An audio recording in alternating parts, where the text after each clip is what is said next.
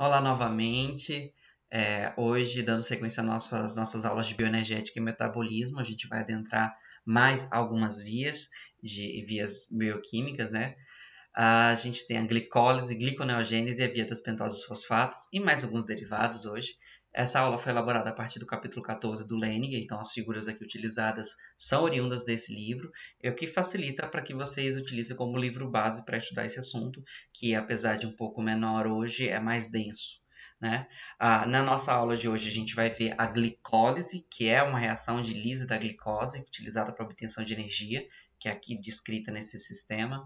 As fermentações, que são os destinos finais do produto da glicólise quando não tem oxigênio no meio. A gliconeogênese, que é a síntese de volta da glicose, né, como mostra essa seta no contrário aqui, do piruvato, que é o produto da glicólise, é voltar a ser glicose. E a via das pentoses de fosfato, que quando a glicose é marcada com um fosfato, ela pode ser utilizada para vias de biossíntese, né, no organismo, ou também para regeneração de NAD. A base da nossa aula hoje é a glicose, porque a glicose, ela é, como nessa figura aqui já mostra, ela tem quase que uma posição central no metabolismo de praticamente tudo, planta, animal e muitos micro-organismos, porque ela acaba sendo, além de ser uma molécula que tem um alto nível de energia, ou seja, dá para tirar bastante energia dela, ela também pode ser utilizada como intermediário metabólico em reações biosintéticas, como a gente vai ver no via das pentoses fosfatos, mas em alguns organismos ela pode servir para tudo, como o caso da Escherichia coli, que serve para aminoácido nucleotídeo, ácido graxo. De quando a gente vai avançando nas aulas seguintes, que vocês vão ver que a glicose também vai servir para muita coisa. Então ela tem um papel central no metabolismo em geral. E ela também tem as vias, né? A glicose, ela pode ser degradada no organismo para geração de energia, mas ela também pode ser regenerada ou produzida, né, para armazenamento de energia, né, no caso aqui, ou para funções biosintéticas, no caso da fotossíntese e da gliconeogênese, onde que são sintetizadas. E a glicose, como mostra nesse sistema, ela pode ir para armazenamento, né, como glicogênio, que é um armazenamento de moléculas de glicose, é um polímero de glicose armazenado em células do tecido muscular. O amido nas plantas, a sacarose, que é a glicose mais frutose transportada na seiva das plantas. A oxidação, ela pode ser oxidada pela glicólise, principalmente, formando piruvato e podendo posteriormente ir para fermentações ou para ciclo do ácido cítrico e consequente cadeia transportadora de elétrons, ou pode ser utilizadas aqui diretamente para a síntese de polissacarídeos na matriz extracelular ou para a própria parede celular de bactérias ou de principalmente parede celular de células vegetais. E também pode ser oxidada pela via das pentoses fosfatos, que a gente vai ver para formar a ribose 5-fosfato, que é a base dos nucleotídeos. Né? A principal via é a glicólise, como o próprio nome já diz, é a degradação da glicose, uma molécula de 6 carbonos em duas moléculas de 3 carbonos, que são os piruvatos, por uma longa série de reações catalisadas por enzimas, né? Durante esse processo ocorre principalmente para a síntese de ATP e para a produção de NAD, que é utilizado no metabolismo celular em diversas vias, e é a principal via do catabolismo da glicose, tanto que chamam de fosforilação a nível de substrato, né? É conhecida geralmente às vezes assim. E pelo fato de ser muito importante, ela tem um mecanismo de regulação de seu acontecimento para garantir que haja um suprimento adequado de ATP, que é a moeda energética da célula. Né? É um processo longo e que a gente tem que ter em mente que isso acontece no citoplasma. Ela está junto de outras vias metabólicas, ela não acontece no processo em série, ela acontece várias vezes, então muitas vezes pode, por exemplo, a via da glicólise é só com glicose. Não, pode ter entrada de uma frutose, pode ter entrada de malato, né? Outras moléculas podem ser utilizadas aqui nessa via. A principal cadeia é a quebra da glicose, né? E ela vai acontecer através de 10 etapas, que é dividida em duas fases. A primeira fase delas é a fase preparatória. É uma etapa, como posso dizer, de investimento. A célula vai investir energia para gerar um jeito de ter um retorno a curto prazo, né? Então, a primeira reação que acontece é a fosforilação da glicose no carbono 6 da cadeia, formando a glicose 6-fosfato. Essa primeira reação ocorre por meio da ação da enzima da hexoquinase. A hexoquinase é uma enzima bem interessante porque ela é o modelo para poder falar de ajuste induzido, né? Ela tem a sua forma quando ela não tá ligada ao substrato, que tem uma angulação, e quando ela está ligada ao substrato, ela já tem uma angulação diferenciada, ou seja, ela se rearranja para poder melhorar a interação com o substrato. E ela vai requerer magnésio e ATP, né? Porque ela vai pegar o fósforo do ATP para poder fosforilar a glicose. E esse processo de ajuste induzido vai direcionando para que reduza a energia de ativação da reação e possivelmente aconteça mais rápido. É importante lembrar que a glicose ela tem diversas formas. Ela pode estar na forma cíclica ou na forma linear. A forma cíclica está no meio, quando ela está no citoplasma solta, ela está na forma cíclica. Mas dentro do sítio ativo da enzima, geralmente ela está na forma linear. E é por isso que a gente tem que pensar na molécula de glicose, quando ela está na enzima, na sua forma linear. A primeira reação que acontece é essa fosforilação, porque quando numa célula, por exemplo, a glicose entrou na célula, é importante que ela esteja marcada para que ela não saia, né? E possa ser utilizada nas vias metabólicas da célula. E ocorre, né, justamente essa fosforilação para garantir que ela entre e seja dentro da célula, assim como todos os intermediários aqui da glicólise, eles são fosforilados. Até chegar no produto final, todos eles são fosforilados e isso garante que eles não saiam da célula.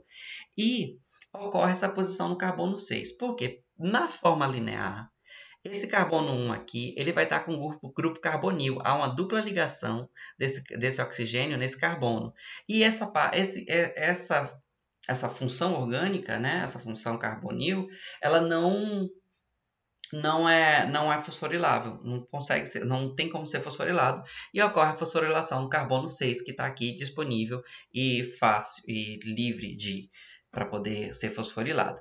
E é justamente para resolver esse problema da fosforilação do grupo funcional que ocorre a nossa próxima etapa, que é a formação de isomerase, que é a formação da frutose 6-fosfato a partir da glicose 6-fosfato por meio da fosfohexoquinase, né? A fosfohexose isomerase, né? Desculpe. Ela vai catalisar a isomerização, ou seja, ela vai mover essa ligação do grupo cetona do carbono 1 para o carbono 2. E assim vai deixar o carbono 1 livre do mesmo jeito que estava antes o carbono 6. E aí ele pode ser o quê? Fosforilado pela próxima etapa, né? Pode ser a frutose 6-fosfato, vai ser novamente fosforilada aqui agora, a partir da fosfofrutossinase 1. E assim como a hexoquinase, elas são reações irreversíveis, né? Não tem vias de volta, não tem como formar frutose 1,6-bifosfato e gerar frutose 6-fosfato. Aqui, por essa própria enzima. A gente pode ver que é uma enzima bem grande, tem várias subunidades, tem vários sítios de regulação alostérica, né? Enfim, o que vai acontecer? Como esse carbono 1 está livre, a fosfofrutoxinase ela já está apta para poder atuar na fosforilação. Então, ela vai formar uma molécula de 6 carbonos com 2 fosfatos, que pode ser mais para frente clivada, né, quebrada aqui, né, no meio, em 2 moléculas de 3 carbono já fosforilada, que, quando quebrada em moléculas de 3 carbono, não vão sair da célula, né, que já vão estar as duas fosforiladas. E é importante saber que essas enzimas têm sítios alostéricos de regulação. Por exemplo, aqui o ATP. O que acontece nesse ponto? Qual o objetivo principal, assim, um dos objetivos maiores da glicólise? Gerar ATP e precursores para a síntese de ATP. Se há uma grande quantidade de ATP já produzido, não tem a necessidade de estar metabolizando tanta glicose. Então, esses ATPs eles podem, né, ter o sítio, se ligar ou se aproximar dessas enzimas e induzir mudanças de conformação que reduz a velocidade de ação dessas enzimas. Então, ela vai diminuir a velocidade dessas conversões. Quando tem pouco ATP, ou seja, não vão estar ligados aos seus sítios, né, de regulação, e essa enzima tem uma atividade mais acelerada, produzindo mais frutose 1,6 bifosfato. E já que a gente tem uma molécula que tem 2 fosfatos, ela vai ser o próximo passo da nossa cadeia, é a quebra em 2 moléculas. Né? Essa é feita pela aldolase. A gente pode ver a estrutura tridimensional dela aqui, girando, ela tem 4 sítios. E o que ela vai fazer aqui é clivar essa ligação entre o carbono 3 e 4, formando 2 moléculas.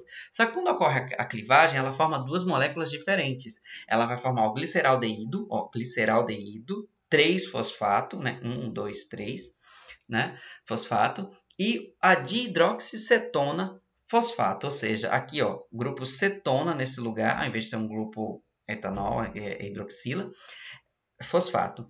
O que acontece?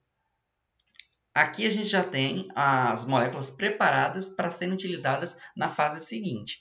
Né? A gente tem até esse momento, que gera uma molécula de gliceraldeído 3-fosfato e a dihidroxicetona fosfato, a gente já tem uma molécula, que é o gliceraldeído 3-fosfato, que pode seguir para a via seguinte. Mas a dihidroxicetona fosfato, ela não vai ser utilizada pelas vias seguintes. E é por isso que entra em ação a nossa quinta enzima, que é triose-fosfato isomerase.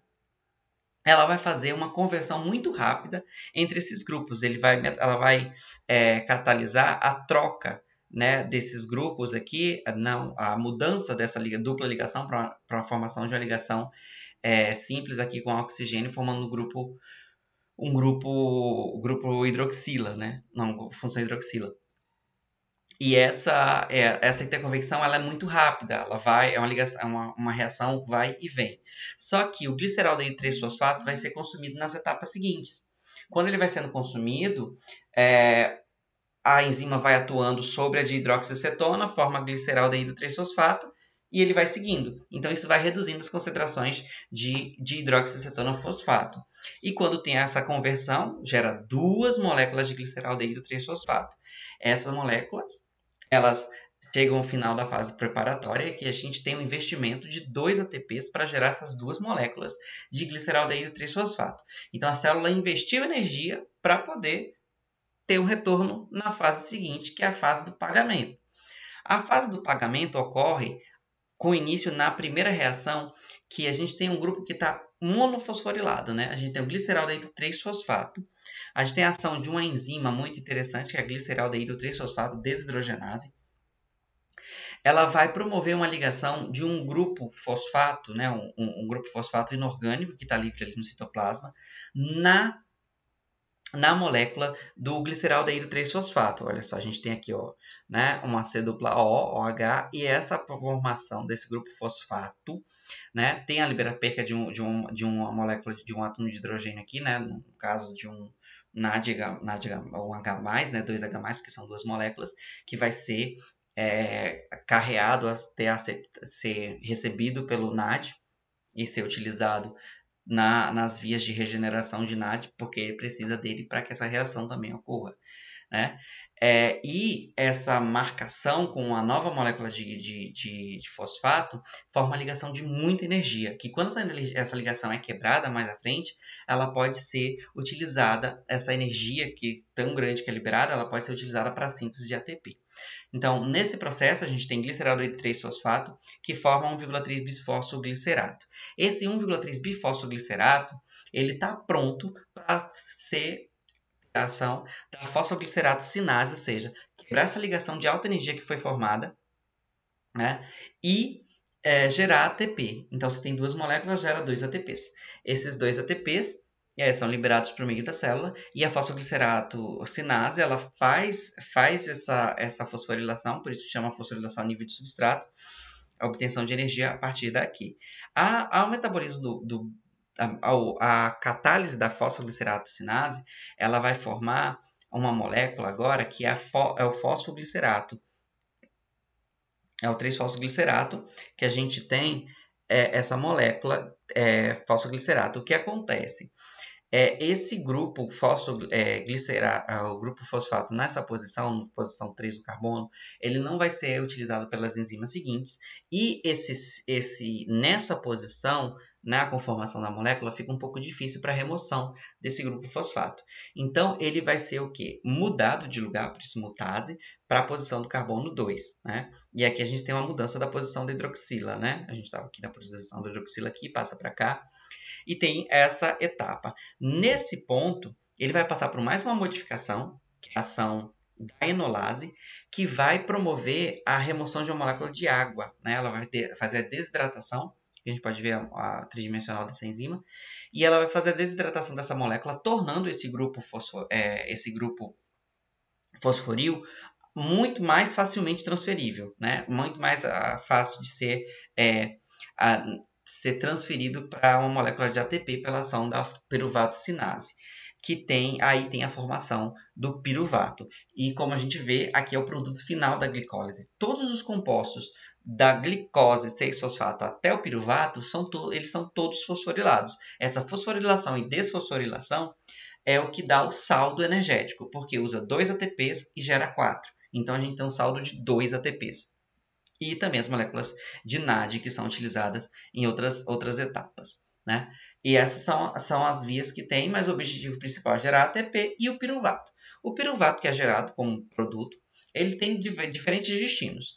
Em condições aeróbias, ele pode seguir para um processo, né, de ligação a uma coenzima, que é a acetilcoenzima A, né, é a coenzima A, que com um grupo acetil do piruvato, que perde o CO2 e com um grupo só de 2 carbonos, vai ligado nessa enzima, entra no ciclo do ácido cítrico, vai para a cadeia transportadora de elétrons e libera aqui, só no ciclo do ácido cítrico, tem a liberação das moléculas total de CO2 e formação de água, né? Essa é uma forma que gera muito mais energia e é bem interessante para organismos aeróbios, que ela precisa do oxigênio nesse caso. Nas condições de anaerobiose, né, ou condições anaeróbias ou de baixa concentração de oxigênio, ocorre a fermentação. Uma fermentação, no caso, a fermentação láctea formando o piruvato, ele vai ser transformado em lactato. Essa transformação de lactato é para regeneração de NAD. Né? E em alguns tecidos, em algumas células, por exemplo, como os eritrócitos, que mesmo em condições de oxigênio, né, que tem oxigênio, ela vai fazer a fermentação láctea porque ela não tem mitocôndria e não tem algumas enzimas necessárias para fazer as vias aeróbias. E no caso de uma outra alternativa, é que ao invés de formar lactatos, forma-se etanol, né, que é a fermentação alcoólica, que muitos apreciam muito essas fermentações alcoólicas, seja para a produção de pão, cerveja, vinho, muitas outras coisas. Né?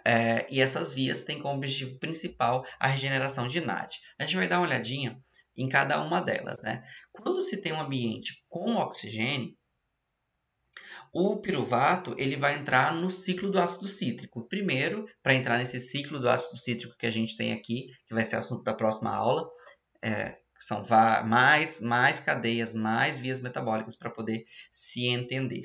Né?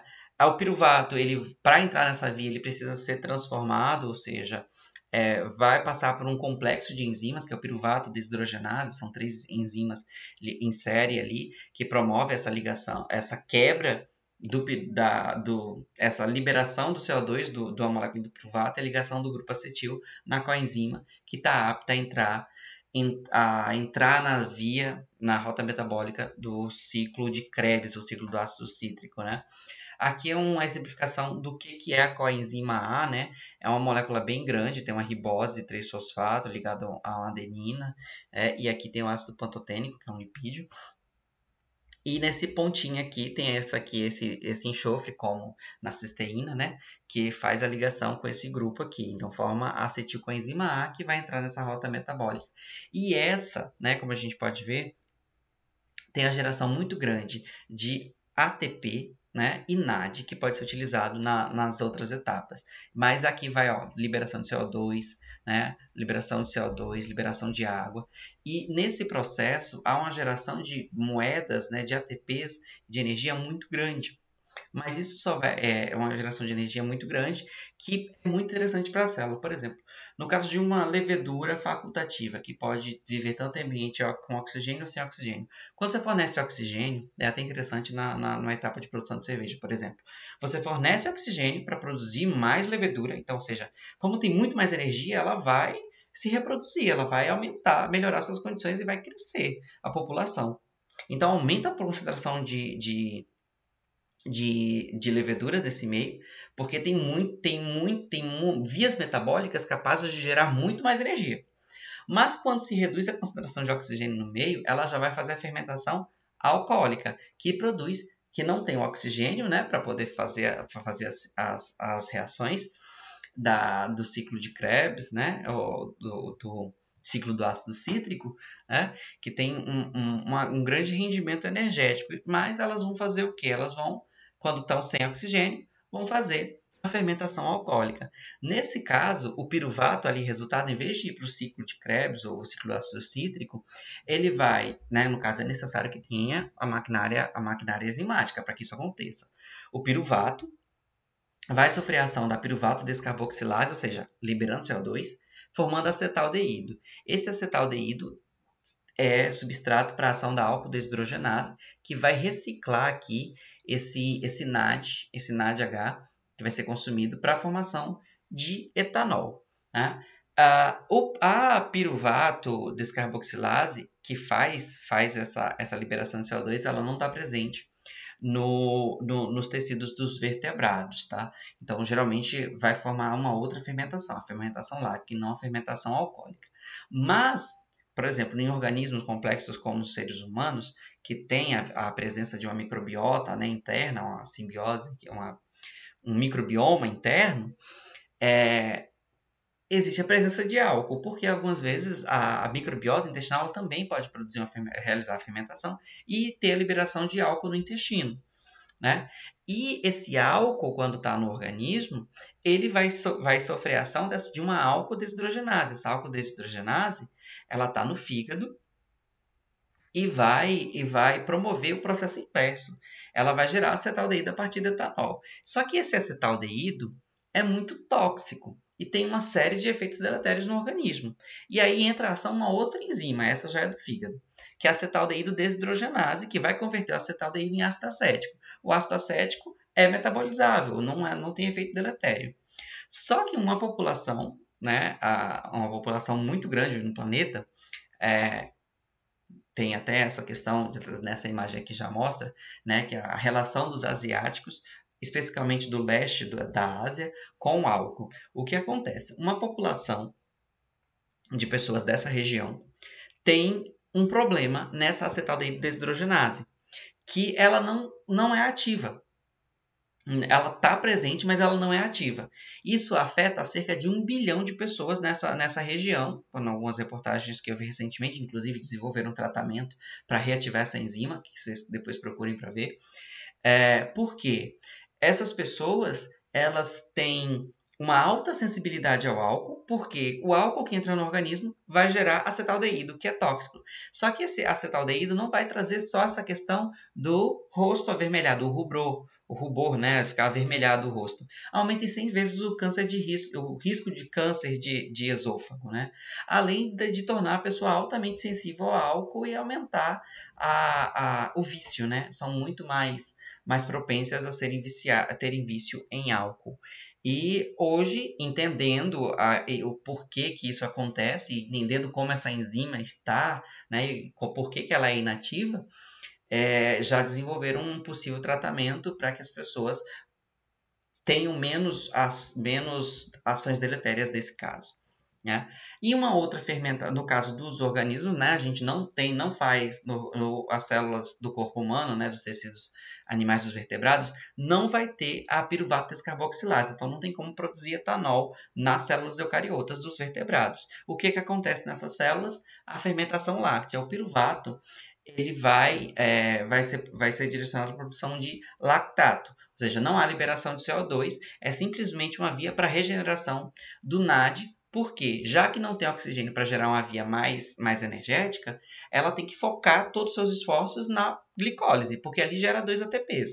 E para que ocorra a glicólise é necessário NAD. Então, isso aqui é uma via de regeneração de NAD nessas células. E em algumas células, mesmo que tenha oxigênio, não ocorre, ela vai ocorrer, a fermentação láctea vai ocorrer, mesmo em condições aeróbias, já que essas células não têm mitocôndrias, então elas não têm como fazer a cadeia transportadora de elétrons para a máquina de ATP, então a principal via de obtenção de energia dela é a glicólise e precisa reabastecer isso o tempo todo, né? E o lactato, ele pode ser reciclado pelo organismo, né, e pode ser reconvertido à glicólise em tecidos especializados, como no fígado. Né? Então, a gente tem essas vias alternativas. Também tem outras vias de fermentações que, se vocês derem procurar, tem um livro bem interessante que quem gosta de fermentações e enzimologia, um pouco mais avançado, que é Biotecnologia Industrial, volumes 1, 2 e 3, que é bem interessante para você ver todos esses processos de produção de bebidas e entender melhor um pouco sobre essas reações de fermentações com interesse econômico. Né? Ah, quando já se obteve, né, os destinos finais, a glicólise, né, às vezes alguns tecidos elas têm um excesso de glicose e tem que fazer o armazenamento dessa glicose na forma de glicogênio, no caso dos animais, e no caso das plantas, tem a síntese dessa glicose, que é por uma via comum a todos, aqui em animais e plantas, e também nos micro-organismos, que é a gliconeogênese. Aqui vai ser a síntese de glicose a partir de moléculas de 3 ou 4 carbonos, né? No caso do piruvato, que tem 3 carbonos, e vai ser direcionar a formar a via inversa. Só que cada organismo tem seu contexto metabólico, suas vias de regulação bem específicas para cada um deles, né? E a gente tem aquela questão de que a glicólise é uma reação que tem uma variação de energia bem negativa. Então, uma reação que vai acontecer, ela é irreversível. Só que às vezes o excesso de energia, o excesso de glicose ou o excesso de produto da glicose, como piruvato, lactato, ele tem que ser regenerado, ser reutilizado, tem que ter um destino para isso. E às vezes um tecido pode não precisar mais daquele lactato, né?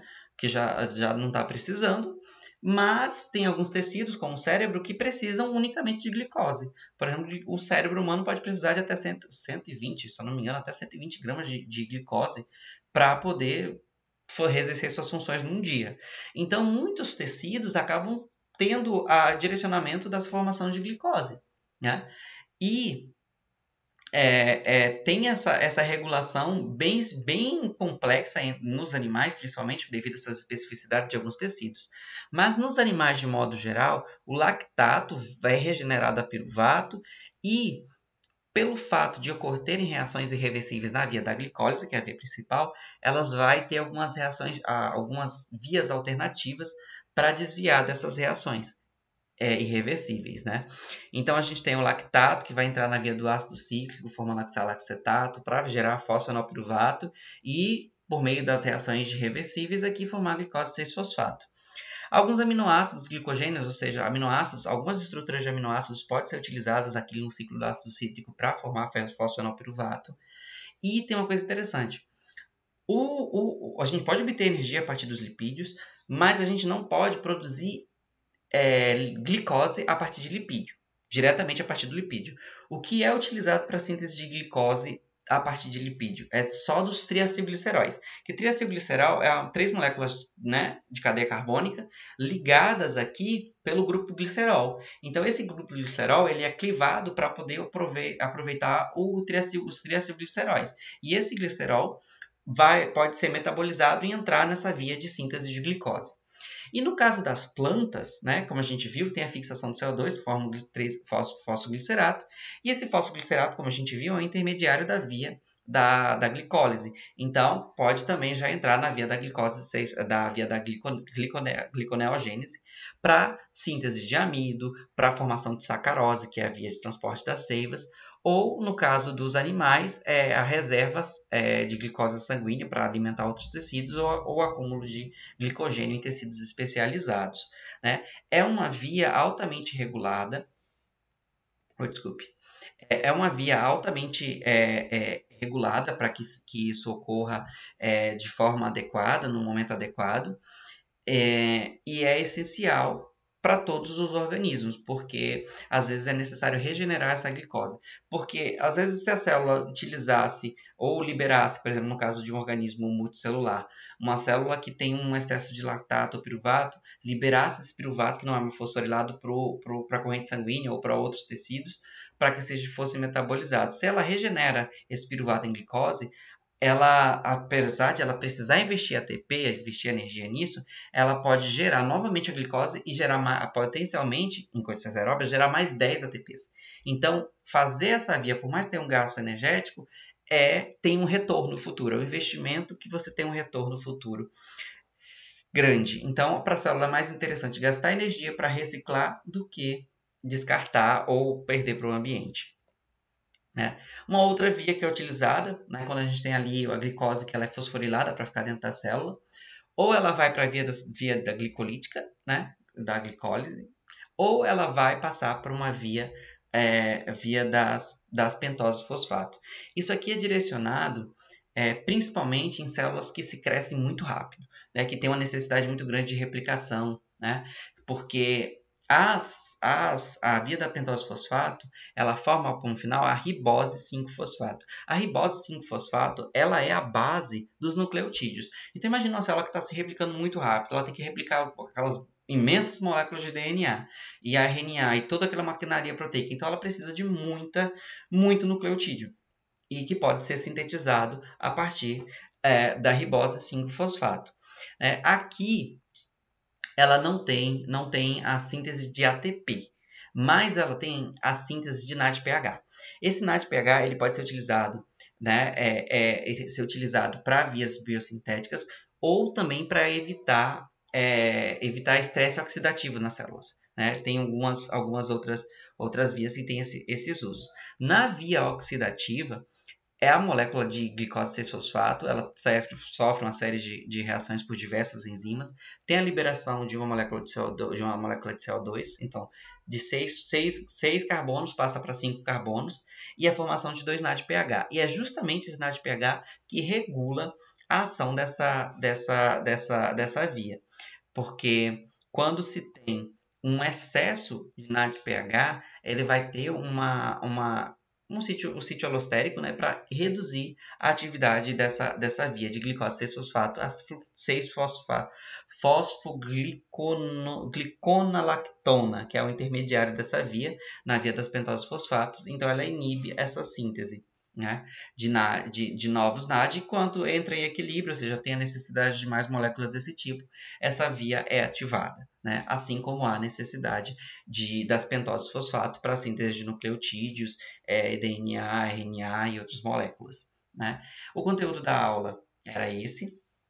A próxima aula vai ser sobre o ciclo do ácido cítrico. Aqui tem os vídeos para que vocês vejam esse esquema tridimensional, né? Um pouco mais visual dessas enzimas, da ação dessas enzimas e dessas moléculas dentro do citoplasma.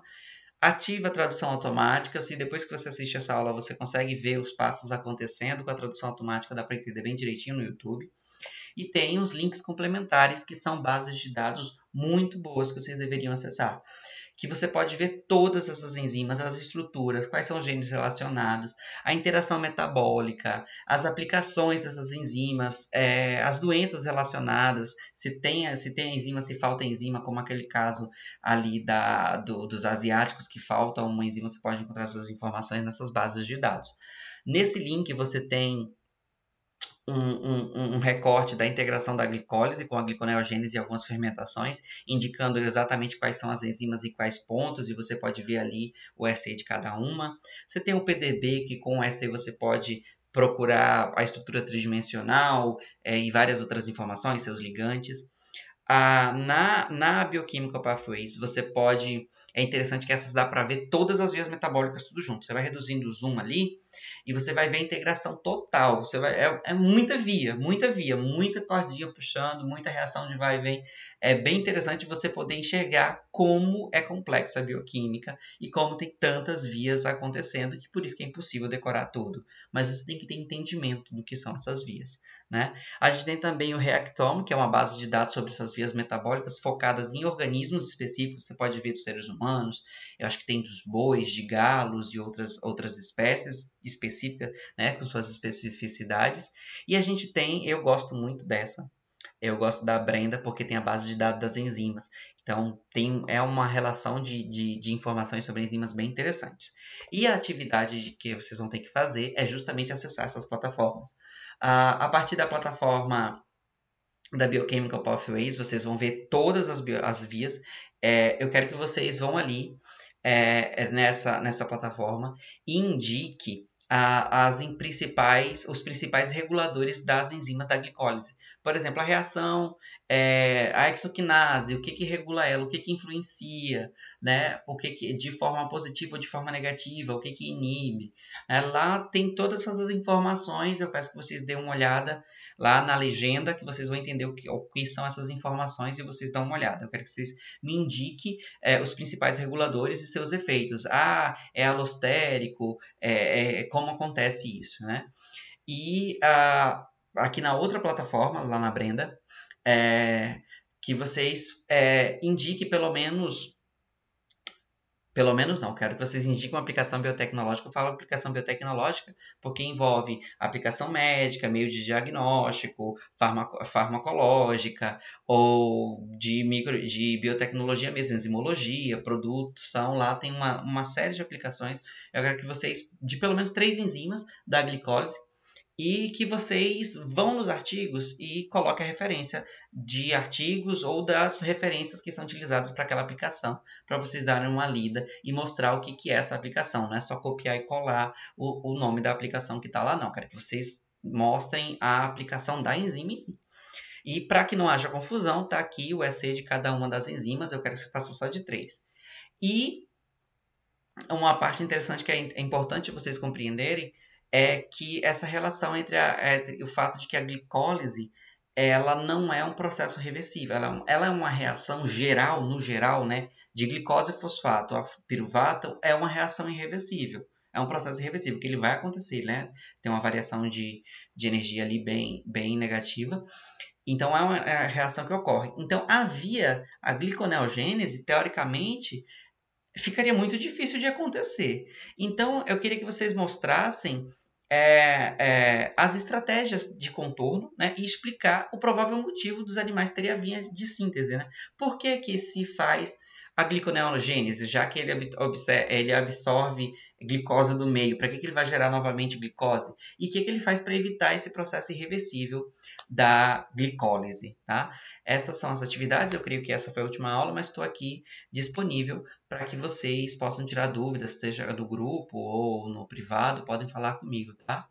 Até a próxima, gente!